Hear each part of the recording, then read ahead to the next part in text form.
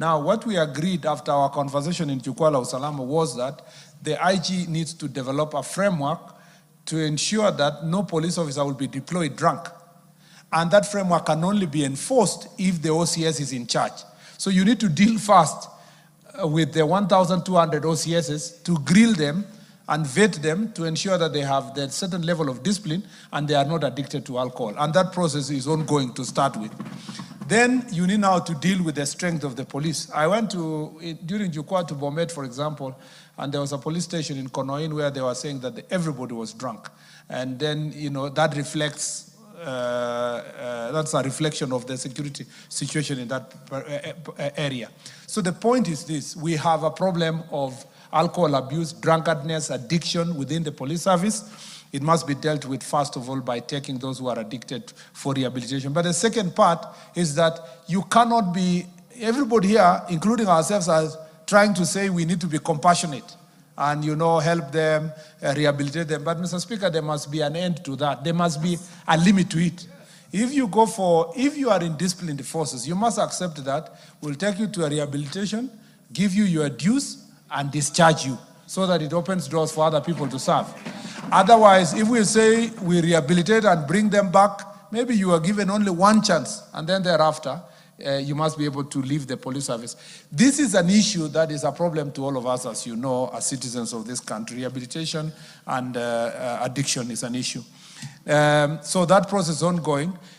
Sometimes some officers are still in office, basically only because there is no other officer to be transferred to that area. So it's also linked to their strength. And the 10,000 police recruits will help us create a framework of balancing what's happening across the country. And on the question of Karatina particularly, that police officer was deployed, Karatina, Kitengela, and many other incidents where police officers have killed civilians or their own colleagues because they were drunk, is a failure by the OCS because he's the one who is in charge of the police officer. So it's not enough that that man was arrested, he was charged, and the process is ongoing. It's also important that the OCS is held into account by his disciplinary standards in terms of managing his police officers in that area. So the message must go to all our OCSs, even from this statement here, that they will be held personally accountable if they are going to deploy officers who are known to have mental health challenges, or probably they are drunk, or they may have social problems. I asked this simple question to many of the OCSs during Jukwaa, that how do you end up deploying somebody whom you know that he has marital problems or family issues? He's telling you he wants a leave for 10 days to go, and you're saying it's not possible for you to go, and you're keeping him in the station. The next thing you hear from colleagues, they're saying, nitapita na OCS, ama nitapita na mtu kwa hii stage. And it is taken lightly. Mental health issues must be taken seriously. The police officers we have now are young. Some of them are of a generation that they have no stamina to deal with mental health problems. And yet, those of us who are in positions of authority perhaps forget that the police officers are a reflection of the society. That is an ongoing issue. I am also thinking of perhaps having, we have our report from Jukwaa, but maybe issuing a policy directive, Mr. Speaker, on this particular issue of drunkenness and indiscipline, deploying officers who have no proper mental health to be able to deal with the issues. Again, we need to, after this recruitment that we did recently, we need to have a proposal from the IG's office or the National Police Service as to how many police officers will be recruiting annually, and then we put it in the annual budget so that we don't wait for 3-4 years to do recruitment, because then the acute shortage that is in place, some police officers are just there to show that there is a police officer, yet the word being used is that they are not serviceable, in the sense that they are not able to provide services to the people. I also agree with the other issue is, and I'll mention in my statement, and Majority Leader captured it, is the question of dealing with gangs, goons, and criminals that are used particularly for public functions. This has become a very difficult area for the police officers because the owners of the gangs sit in this house. They sit in high offices, Mr. Speaker. They are in Senate, they are in National Assembly. Some of them are in high political party offices. And the problem is that every time these people are arrested, the political leaders go and intimidate the police officers in the locality. They also visit our offices, visit the office of the IG and demand that they be transferred. When you go down to find out why they are demanding a transfer of police officer, it is only because that police officer is not playing to their tune in terms of gangs and goons. I have asked the IG and I've told the IG that you have protection of my office. No one should be able to intimidate police officers. Police officers must do their job. They must do it independently and impartially. We must be able to deal with gangs. In this invasion of Parliament of June 24th, was it 25th? 25th. I think 24th and 25th because the protests were 2 days. And the invasion of this house, I expected, Mr. Speaker, that members of Parliament unanimously will support the process of enforcing and arresting these criminals and gangs, including their financiers. Mr. Speaker, we found statements from a section of the political leaders in this House that, Mr. Speaker, are aiding and abetting and supporting people who are invading such public institutions. Let me just sound this warning that it will not stop at the Parliament. They will come to your CDF offices, and you have no monopoly of gangs. Some gangs are yours, some other gangs are also being recruited by your opponent. If the police officers were to look the other side and allow these gangs to continue operating, none of us, no politician, no member of Parliament, whether you are in opposition or in government, can be able to function. Remember that you are of a particular class of people who are considered to have some resources. And the day these gangs are going to unite to come for you, they will not care which side of the political divide you are in. It is important that all of us deal with this systemic issue of gangs because it's mutating. It starts with political bouncers, it goes to political goons, and then it moves to gangs because these people are being maintained using resources. And the same way we have bandits in other parts of the country, these are urban bandits, that are actually terrorizing citizens. And Mr. Speaker, every time a crackdown is done, the same way you've seen in some parts of Nairobi, we see that political leaders are supporting them. The judiciary is not even doing better. A situation happens like the one that Parliament was invaded. We are investigating some members of Parliament, political leaders, their sponsors, and then they go and get anticipatory bail, Mr. Speaker, that they cannot be charged. And then, it is okay to say to get anticipatory bail that you cannot be arrested. But you can't give someone anticipatory bail that they cannot be charged. Because if the evidence is existing, that person should be charged. Let the courts weigh the evidence, Mr. Speaker, and determine whether or not that evidence meets the threshold to convict the person. But you cannot deny the National Criminal Enforcement System an opportunity to present that person before court. And the reason why this disease of gangs and goons is persisting, Mr. Speaker, is because they have their own collaborators in the judiciary. And some magistrates are already on standby, Mr. Speaker, to release people who have banned courts, attempted to ban Parliament, banned police stations, Mr. Speaker, steal guns, and banned even public facilities, including schools, people's shops, people's markets. So, Speaker, when we said we are going to charge people for terror, we meant it because the Constitution the Anti-Terrorism Act is very clear that if you are carrying out activities that are meant to scare people, wide-scale in nature, including burning of houses, including stealing guns, including, Mr. Speaker, scaring a section of population, you are supposed to be charged for terrorism. People think that terrorism is just because of cross-border or an enemy coming from elsewhere. A terrorist can be sitting in such a very beautiful chamber, Mr. Speaker, and perpetuating certain acts. Why we must be rough on the question of gangs is that it is no longer confined to Nairobi. In the old days, we used to have Jeshi la Mzee and some other characters, Nairobi, Kisumu. But now villages have gangs. Mr. Speaker, in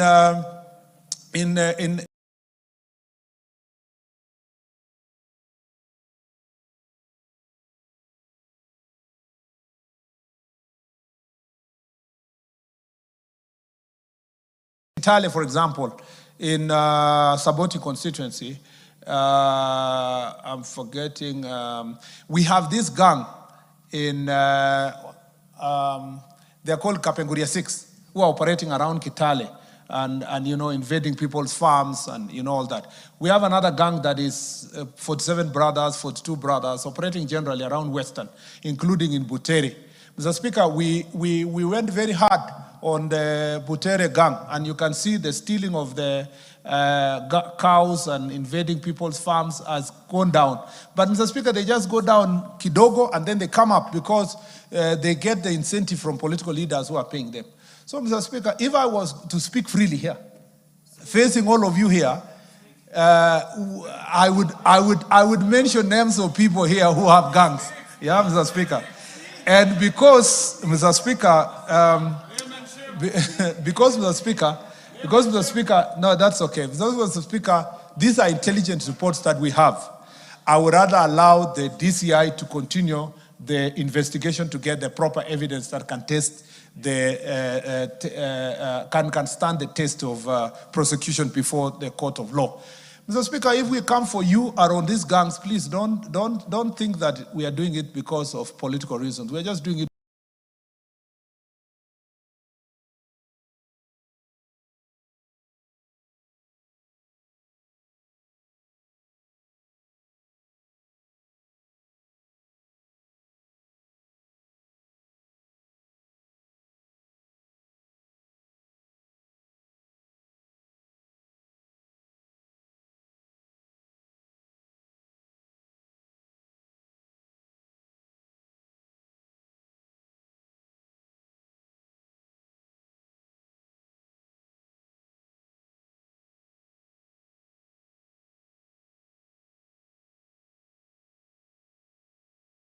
Yes, on the question of, yes, I agree, and I need to come back to this house later on the details of what we will do or what we are still doing about the June 25th invasion of Parliament, among others.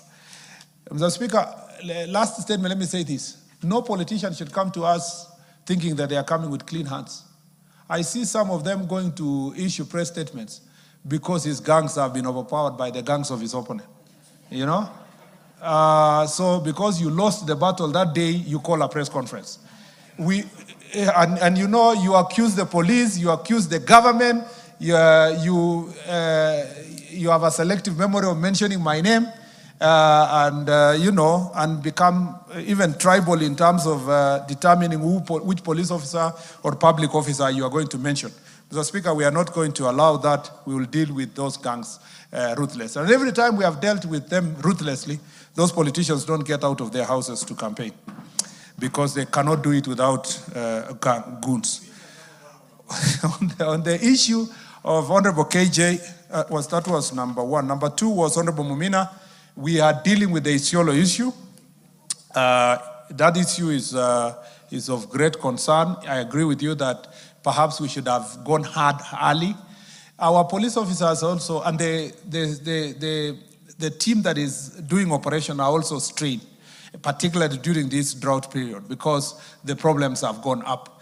You see, we are dealing with a problem from all the way from Turkana and West Pokot. You come to at least Baringo internally, which was internal Baringo. We have stabilized Baringo. We have stabilized a lot of Laikipia. We've come to Samburu, and Laikipia is stabilized except north.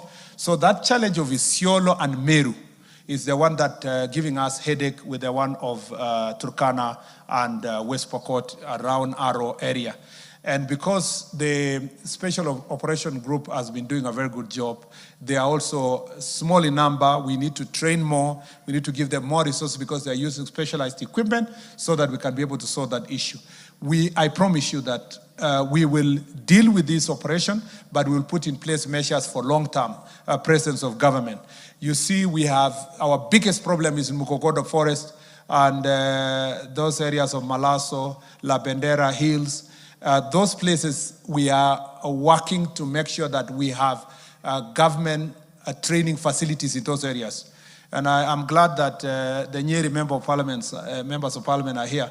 The last time I was in those regions and said we will take part of the training of police officers to those areas, people were up in arms because they don't understand our country. Yeah, you saw some people saying we are closing Kikanjo. And close it and take there because of cheap politics.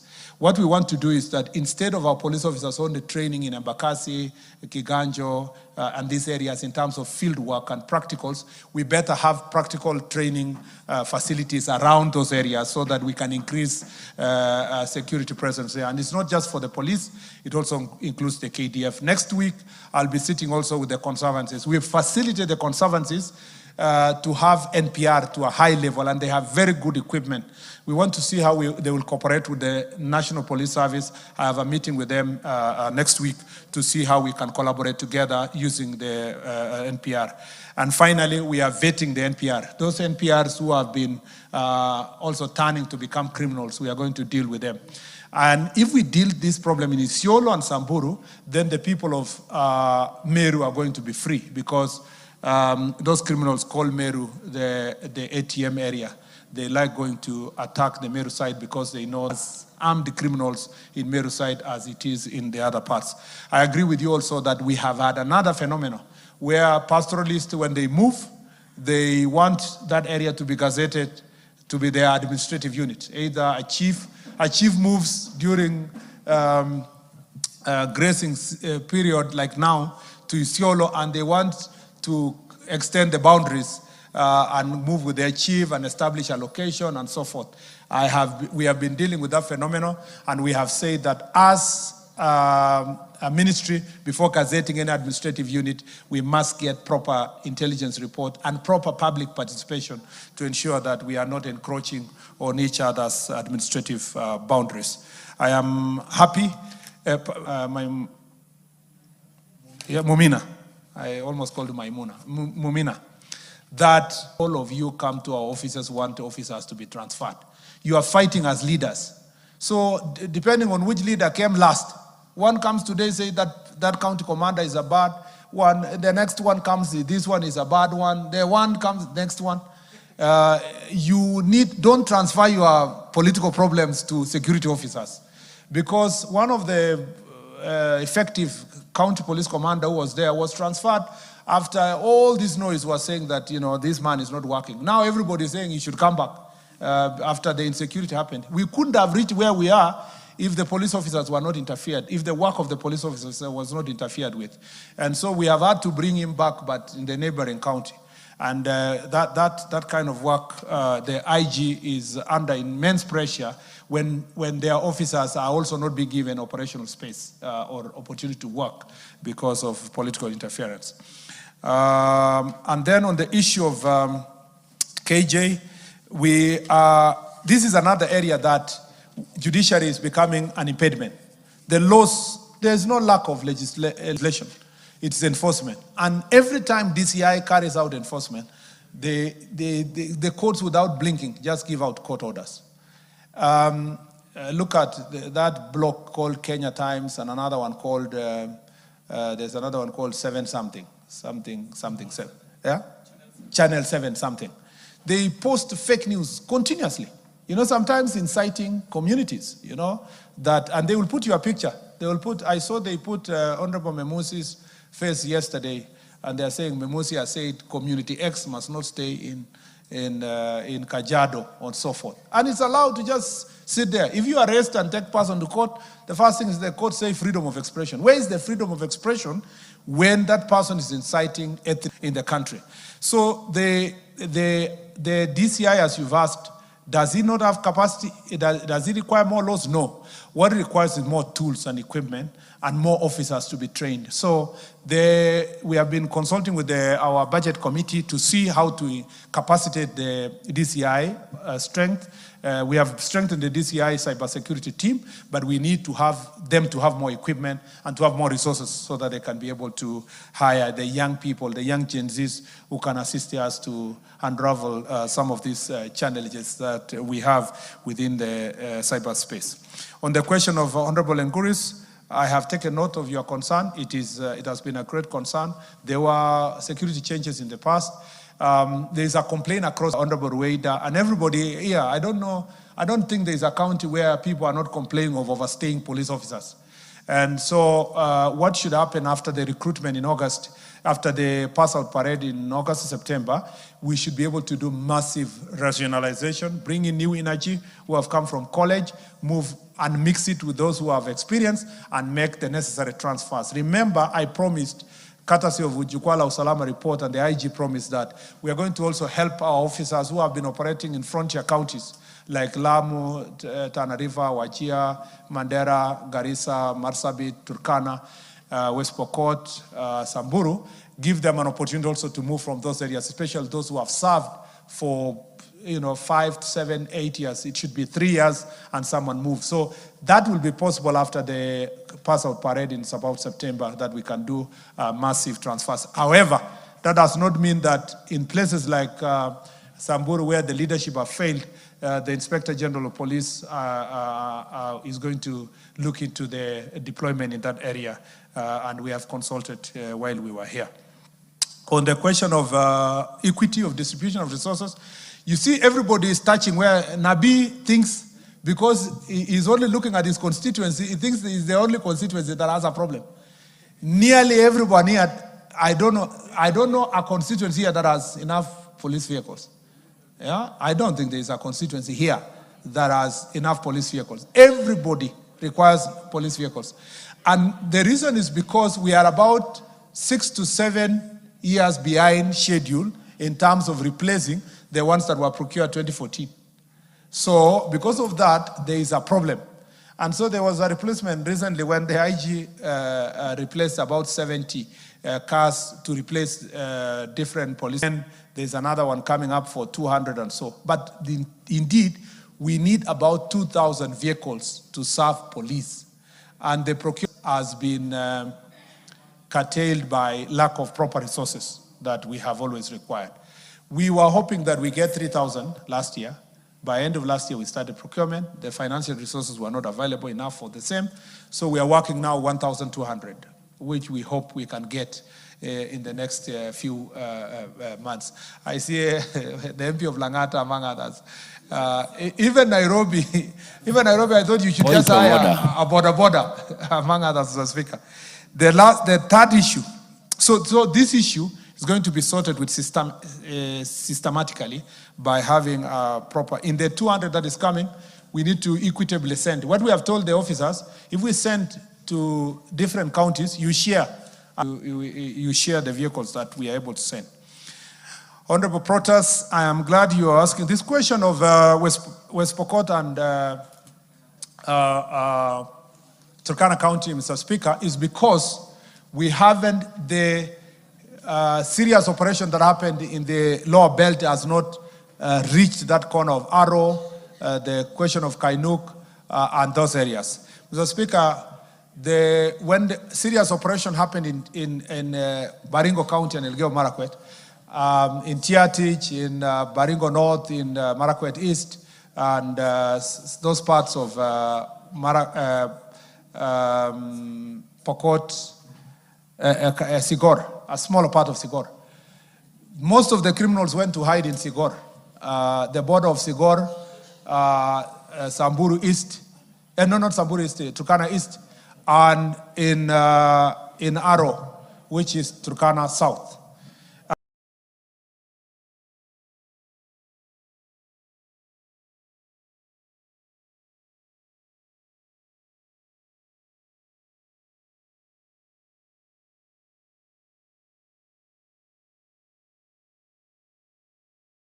So they are hiding around Masol, which is in places like Kaptalomo, places like Lomelo, those areas, and the Amaya areas. So now we have about 3,000 to 4,000 guns-wielding bandits hiding around that belt. Sometimes when you hear, Mr. Speaker, and I must say this here, because my county was also affected. When you hear political leaders speaking, you will think their county is safe and clean. You will think that there are no bandits in their own counties. You hear Turkana MP speaking, you will think Turkana is clean place. You hear a politician standing and saying, Murkomen must resign. But Mr. Speaker, even those who are speaking like that, you know that he was buying a gun. The intelligence report shows that he has bought a gun just the other 2 weeks. He has bought bullets. You see, you can fool other people, but you can't fool me because I come from that area. So, Mr. Speaker, the thing we are doing is to enable the SOG team, Mr. Speaker, to have a greater strength for us to be able to assault that area. I've told you 3,000, almost 4,000 guns operating around that belt, especially after some of the criminals ran away from the Baringo side and from some West Pokot side, especially Sikor constituency, to go and confine themselves in that particular area. Remember that these are attacks. Sometimes they come and attack West Pokot, like they did some weeks ago. At the moment, I don't know where they have a better strength to attack the side of Turkana. Turkana has that area of Lokichar, that area of Arod, that area of Kainuk has suffered consistent attacks in the last 2-3 weeks. But, Mr. Speaker, I promise you this. The way, Mr. Speaker, we freed most parts of Baringo, Elgeyo Marakwet, some parts of West Pokot, and Laikipia, Mr. Speaker, we shall free that border of West Pokot and Turkana. I promise you. It will be, at the moment, the criminals are running around because they know that is still a safe area, but give us a few months, Mr. Speaker, they will have to surrender all those guns that they have. At the moment, as I read in my statement, we have collected over 1,200 guns in West Pokot, in Elgeyo Marakwet, small parts of West Pokot, Elgeyo Marakwet, and Baringo. Mr. Speaker, as we move towards Turkana, and Mr. Speaker, it will be painful. Forget about the noise you hear now, politicians speaking. The day we do what we have to do, the noise will be unmanageable. And I am prepared for that noise because I have gone through it before. The IG is prepared, the National Police Service. Painful, Mr. Speaker. It's because, again, as I said earlier, the sponsors are sitting in this house. You know, their associates and their PAs are the ones who are buying the bullets and the guns. And, Mr. Speaker, you will hear in the news, the day the police catch up with their associates and their PAs and their friends who are supplying those guns and bullets, Mr. Speaker, when they are apprehended by police service, you will hear them come here with statements and issue other press conferences. I will never be intimidated when it comes to this issue of banditry. We will deal with it and deal with it with finality, Mr. Speaker. And no amount of press conferences and stories. If it helps them to speak in press conferences to get votes, maybe. But I'm not going to do politics on this issue of security. We are going to make sure that West Pokot and Turkana are going to fight in classrooms with pens and books, not using guns, Mr. Speaker, and bullets. Mr. Speaker, let me also add that I saw the other day, let me use this opportunity to clarify something. At the moment, my ministry is carrying out massive ID registration in Turkana, West Pokot, Turkana and West Pokot. And Mr. Speaker, that exercise, I went and launched it in Turkana, in West Pokot, in Kapenguria. On the same day, after launching that exercise, and we were with all the elected leaders of West Pokot, I went to meet the security team in Kainuk to plan on the operations we are supposed to plan. I felt very sad that some of the elected leaders from Turkana said, I went to meet West Pokot MPs and I didn't go and meet them. Mr. Speaker, these were two different assignments. On one hand, we are doing registration, and I'm going to Turkana in Lodwar to sit also with the leaders there to see how to assist them. They have been requesting that they need their people to have IDs. I'm going there to discuss matters of ID, and Mr. Speaker, they can leave to us to deal with the operation first. We'll have a meeting of leaders of both sides after the operation has become very painful. At the moment, it's still, people are just laughing and calling press conference. When it becomes painful, when no one will be able to speak, we will have our meeting between the two leaders, and it will be hallelujah at that point in time. Mr. Speaker, Honorable Shabir has raised the same issues of vehicles I have responded to. I agree with him on the question of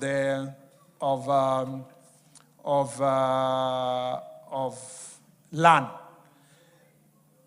We at the Ministry of Interior are working out to see how we can secure police assets, land especially. Land for immigration, for police, for government is being grabbed all over. When we went to Kitui, when we were doing the national celebration in Kitui, we realized some of our land has been grabbed by unscrupulous. And that is the case everywhere. Kitale, Nakuru, Kisumu, as has been said, especially these urban areas, because it's prime land. Mr. Speaker, we are working on the process of documentation, being assisted by Ministry of Lands to see how we can secure. It will also require some money to do fencing. Where we can do together with NGCDF, let's help each other, because that is an area that we need a lot of support to secure the land. On the operationalization of administrative units, as I said, it requires 2.2 billion to operationalize all of them.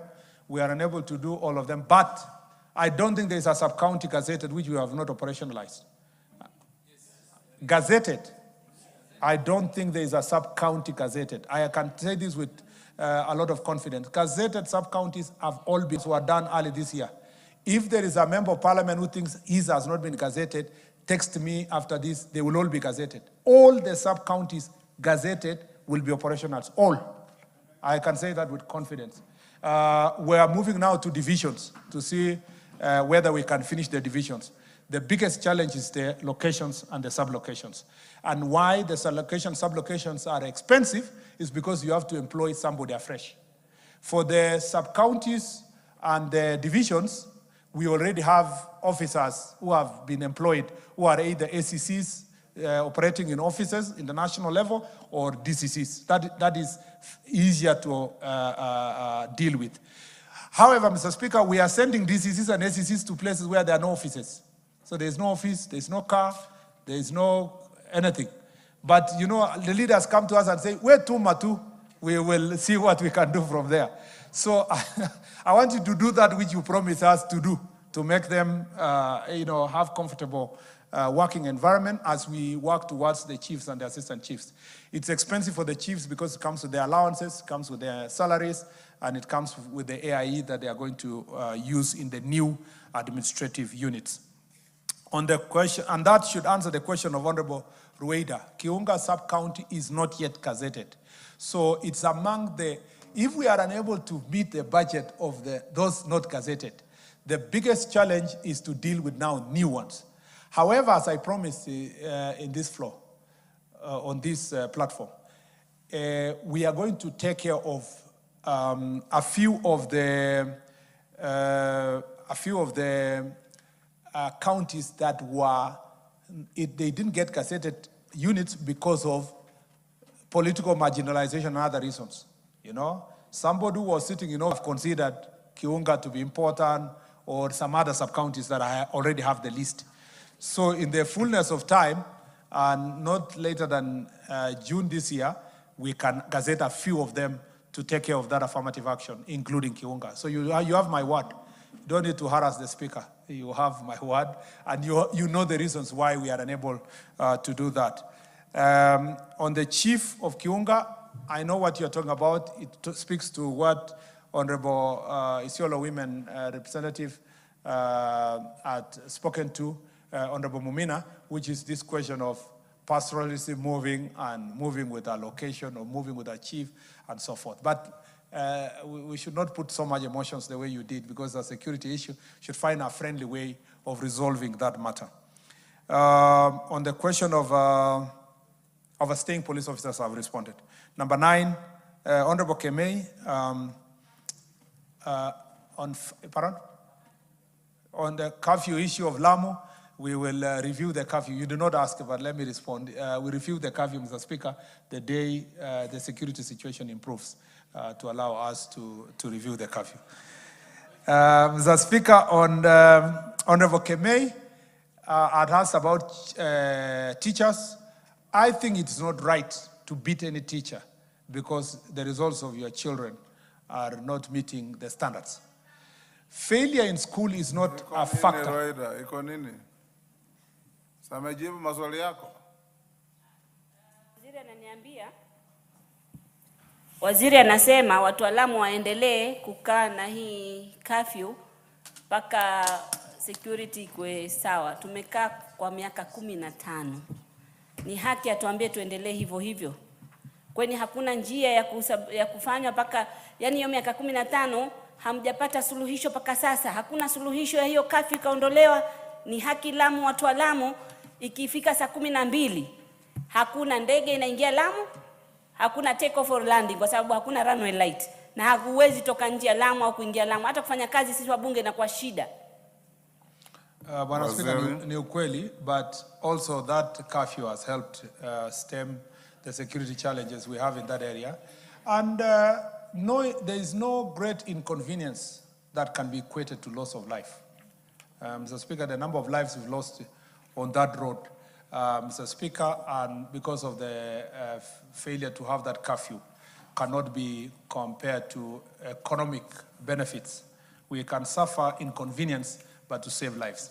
So with the situation, particularly, Honorable Rueda, at this point in time, when we are approaching elections, and we know what has happened in Lamu before around election time, we have to be very careful when we are dealing with security assessment and security measures that will save lives. So we will review this in the fullness of time. Mr. Speaker, on the question of Honorable Committe, I must say that I don't think it is right to beat teachers because of poor results. Poor results, Mr. Speaker, I am not an educationist, but I taught for 5 years. And Mr. Speaker, even though it was a university level, but Mr. Speaker, failure in school is a combination of many factors. It's facilities in that school. It is the diligence of the parents. How do you wait? How do you wait your child until the end of until the examination year for you to know even what was going on in school? You know, some of these schools we call top schools in the country. We parents are being harassed all the time to be in school with your child, to follow the progress of your child. But we are all sitting down and waiting in the neighboring school, especially if it's a day school, for a miracle during examination time, when you know that your child has not been doing well from Form 1, Form 2, Form 3, what will change in Form 4 in the last term, Mr. Speaker? So that we should not pour our frustrations on innocent teachers. But also the teachers may not be innocent, but you deal with it in good time and in using the right channels. Beating teachers, and I promise that the security team must look into all the reported cases of harassment or beating by teachers and must take very stern action. Mr. Speaker, that includes any cases of banned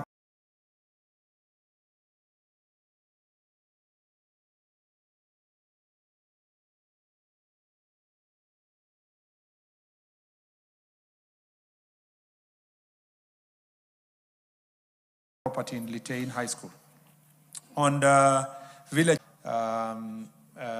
vetting, verification, and registration is now ongoing, and thereafter it will be followed by appreciation of these village elders.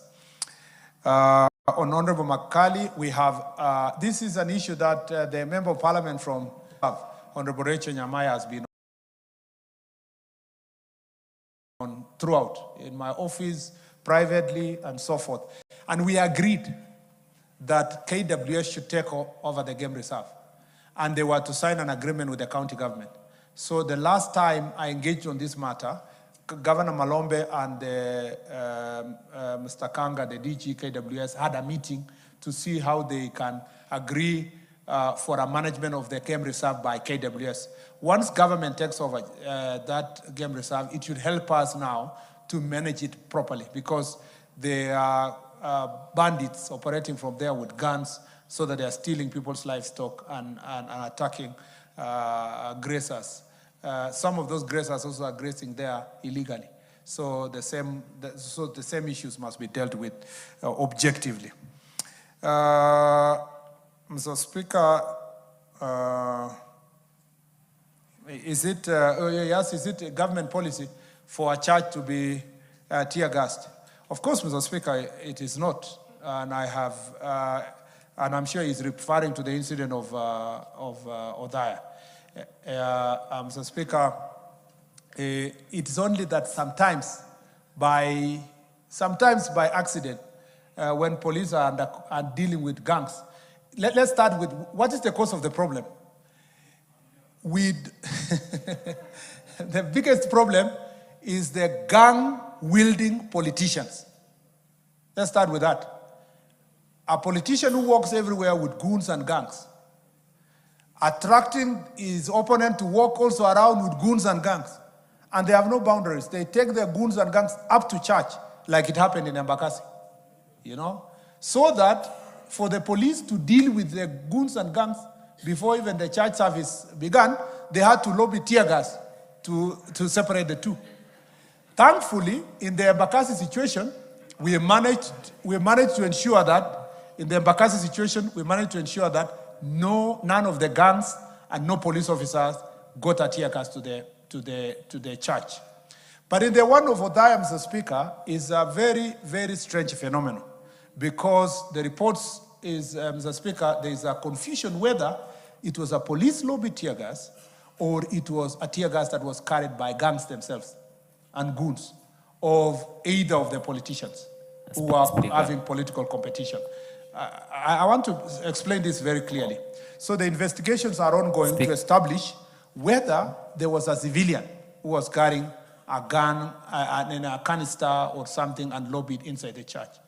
Be it as it may, notwithstanding the circumstances of that situation, I do not believe that any police officer should throw a tear gas inside a church, except to, of course, if that church was not a church service, assuming that terrorists were hiding inside there. But you should never, churches should be a sacred place.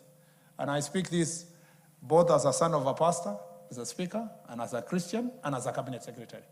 That is the place that should never be defiled by any politicians, whether you are supporting side A or side B.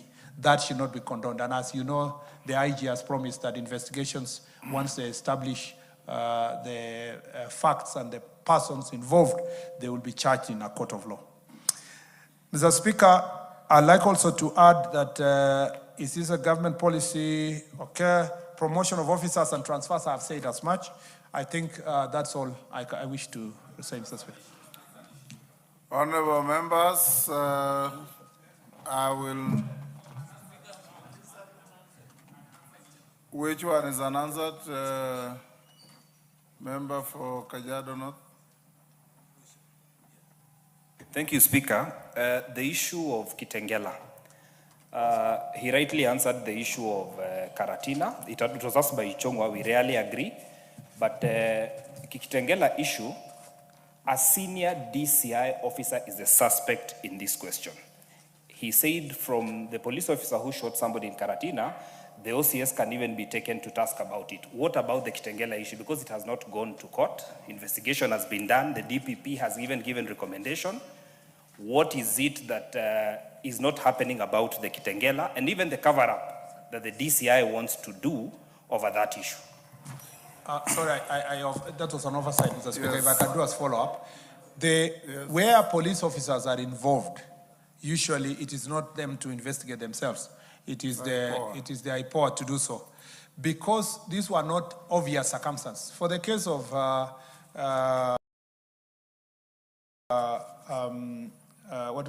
Mathira, yeah, it was Karatina. It was straightforward. You know, thanks to CCTV cameras, you could tell exactly who it was, and disciplinary action was taken, and then the person arrested and charged. For the one for Kitengela, it needed further investigations by Appaers. And to the best of... Does Appaers have capacity to carry out criminal investigations? Yes, Mr. Speaker. It's actually the only thing they do is the criminal investigation on parts of the police, where police are culpable. But the police officers are cooperating. The National Police Service is cooperating to make sure that those mentioned officers, DCI officers, are taken through the legal process. Yeah. Honorable members, I will, it is now 1. I'll take 3-3.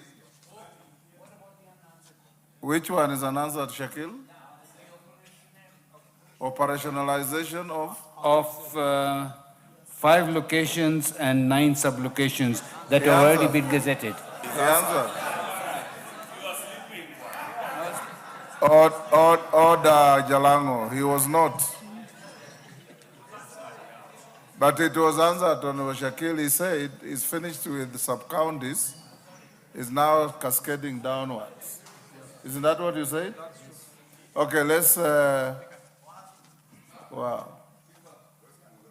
I'll take 3. Cynthia 1. Is that Lekuton? Lekuton 2. And Karemba 3. This side, member for Fafi. Ijara, 1. So you are number 4. Magarini 3, 6. I've taken 3, 4, 5, Sunguli 6. Mr. Speaker, I am in the middle here. And I'll give the chairman of security. Mr. Speaker, I am in the middle. Where do I belong? Who? I'll give you Taitumu. Just hold on. Let them ask. Number 1. 1 question each. We are running out of time. Yeah, thank you, I'll Honorable also Speaker. give you Aluke. Just take a seat. Thank you, Honorable Speaker. Mr. Speaker, I'm in the middle. Who is in the middle? Kipchumba. Yes, sir. Yes, I'll give you. You are disadvantaged. You know you are sitting very far from me. You will be number 7. Cynthia? Thank you, Honorable Speaker. We have a very bad situation in my county. In Aldai constituency, a ward called Kaptumo Kaboy, a village called Kapso. Honorable Speaker, we have a young gentleman by the name Engineer Nixon who died, who was killed by bandits in Turkana. Honorable Speaker, of course, we empathize and we really went to support the family. But the problem I have, Honorable Speaker, and I would like the Minister for Interior to be able to address this, not for only Nixon Engineer, but for every other person who falls victim to the banditry that is still happening in this country. Honorable Speaker, there is no official communication to the family in regards to exactly what happened. And number 2, there is no proper official update in regards to the investigations into the matters that surrounded his dying. And lastly, Honorable Speaker, can we get a policy way forward from the Cabinet Secretary regarding how the victims of banditry will be treated going forward in regards to the things that they used to do and even in terms of compensation, Honorable Speaker? Number 2.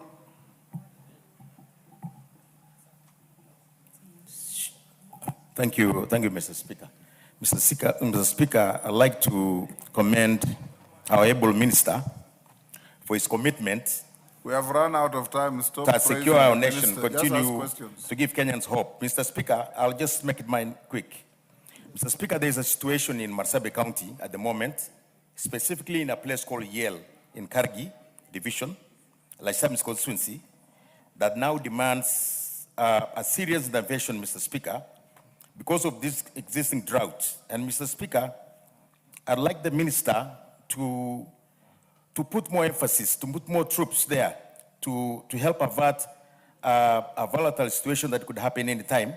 And Mr. Speaker, therefore, I'd like to urge our minister to look into this problem because already we have one person shot yesterday, and to at least make sure that each person goes their own boundaries for us to have existing peace in that region. Thank you, Mr. Speaker. Number 3. Thank you, Honorable Speaker. Honorable Speaker, the security situation in Runyenje's constituency is currently very bad, and it has everything to do with the theft of farm produce. From the mango farmers to the avocado farmers, to the banana farmers, and lately to the coffee farmers. Initially, theft of farm produce and especially coffee used to happen in factories, in coffee factories. But it is now happening even in the farms, where the thieves are even cutting the stem and harvesting the coffee at the convenience of their homes and other places. So now, farmers in my constituency are seriously discouraged because you plant your mangoes, you plant your other crops, but you are not there to harvest, and you don't benefit from it. So many have left the activity of farming, and the situation is so bad that it is being accelerated by the illicit brew, the availability of illicit brew and cheap liquor in the constituency. And this issue featured prominently in the Jukwaa la Usalama that was led by one CS Murkomen. So I would wish that the CS speaks to this issue because it is so bad and discouraging and has lowered the quality of life of my people in Runyenjes constituency. Please, CS, speak to this Point issue. made, number 4. Thank you, Honorable Speaker. I want to talk about the issue of the Al-Shabaab attack in Hulugo town. Some 3 weeks ago, we lost a teacher and a chief. And the unfortunate part is that the office of the DIG or the Minister of Interior, they just went there without involving the local leaders. That is one concern I have. The other concern, 1 week later, I am not blaming the police officers or DCI or the anti-terror. There's a special team that they came there around midnight, and they collected 2 wazis. One is Sambur Abdullah Olo and Mohammed Kainan. And after a long fight from the local community, they tracked those security guys from Hulugo town out to Garsene, which is over 200 kilometers, running after each other. Then they throwed out of the car Mzee Sambur, who is an old man, 80 years, and until now, Mohammed Kainan is nowhere to be seen. So it's the people of Hulugo town. They are in a panic situation as you speak for the last 1 month, both from the Al-Shabaab attack from that side of the other border, and also from our own security team. So I would like to ask the minister, what is he doing on that? And why is he not involving the local leaders when they are visiting their respective leaders? I want to ask him, is there any area MP maybe from Ijara? Because I was not involved that visit from his office. Thank you. Number 5. Thank you, Mr. Speaker. While we were in Naivasha, residents of plot 575 were subjected to unlawful eviction which was supervised by police officers from Marereni and Gongoni, supported by heavily armed goons. And as I speak, they are still camping there to still erect a fence all around the plot. Despite the fact that the residents obtained a court order to stop the activity, they are still on with the activity of fencing the plot under the surveillance of the goons and the police officers. Bwana CS, I need your urgent intervention into that matter.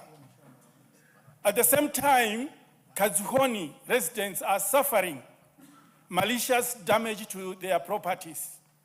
Again, under the supervision of police from Gongoni Police Station. Bwana CS, I need your intervention to that matter. Sunguli.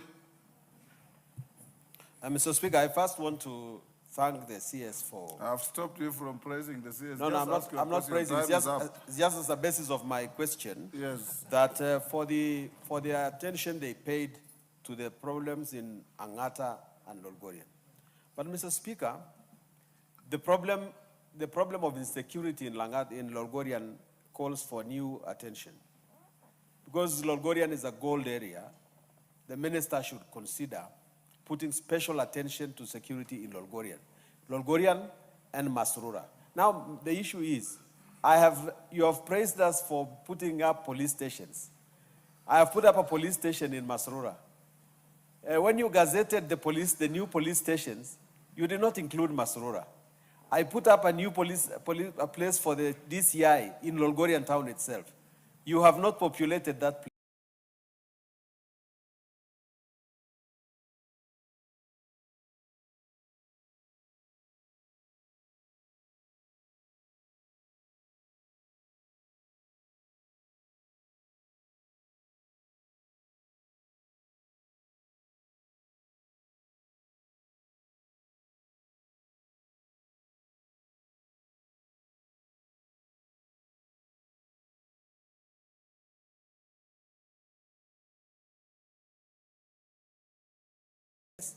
Could the minister Usalama, one thing that came out very prominently and repeatedly all over the country is the very dire state of our police stations and police posts all over the country. It's the same thing, Honorable Speaker, that we noted as a committee when we were doing rounds. And Honorable Speaker, CS, you remember when we had the pass out of the chiefs in the State House? His Excellency the President made a pronouncement, or rather, I think probably a suggestion, that considering that it is almost impossible for the ministry to fund the facilities, the police station and the police post, we can able to have it as a shared function between ourselves, the ministry, Ministry of Housing, and possibly, of course, the NGCDF, which we have continuously been doing, but they seem to have been probably a more organized and structured way to do it. What I want to know, and as Speaker, I remember I raised it in Ivasha, maybe the CS can apprehend the House, possibly what the President exactly intend was in addressing this big problem that is all over this place. Well, okay. Thank you.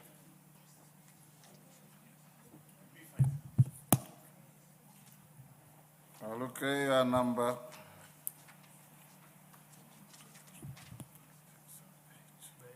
Thank you, Honorable Number Speaker. 9. Waziri, there is a problem in Sirisia, and this problem is about the vehicles. Our vehicles were borrowed to go to Lamu when there was a problem there. 5 years down the line, we've not received them back, and there's a lot of problems in Sirisia because of theft. People are stealing coffee, going to the other neighboring country. People are stealing animals, cows, to go to the neighboring countries. The police are using border. Even the OCPD, the 4 OCSs, because we have 4 police stations. So we are waiting for these vehicles, Waziri, to be replaced. The 3 vehicles that were taken by the Interior Ministry to be brought back. Thirdly, secondly, Honorable Speaker, the problem of Sirisia also is about encroaching. I want the minister to take charge and take action about Jangara division. Jangara is in Bungoma West, Sirisia division, but there is an officer in the office of the president who is corrupt, called Osia. Just cassetted the division and took there the DO, and we have been cool. I've been cooling down my people, Honorable Speaker, but we have reached a point when people will fight. I think the ministry or the CS, you will not blame the people or blame the politicians.